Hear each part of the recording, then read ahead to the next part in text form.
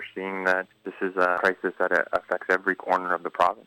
In 2014, out of a quarter of deaths investigated in the province, 46 homeless people died in BC, but the coroner's service estimates the true number is double. People are struggling to get safe, secure, affordable housing.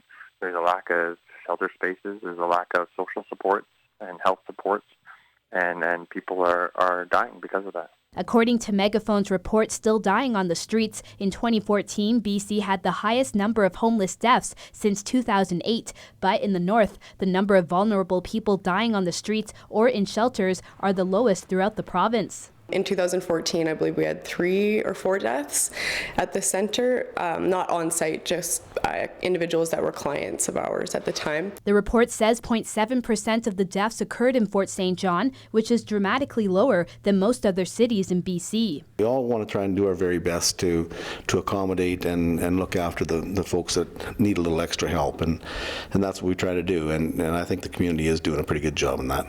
Since the shelter opened its doors 2 years ago, Ferris says there have been about 15 clients who died outside of the facility, but overall the community is a fairly safe place. It's pretty safe here. I mean, I've never had any problems. Almost 50% of the 46 homeless deaths are considered accidental, which includes drug and alcohol overdoses, something that Fort St. John's homeless community is increasingly affected by. We did lose somebody recently, just being intoxicated in the community and hit by a vehicle, for example, was one of the deaths, and definitely accidental.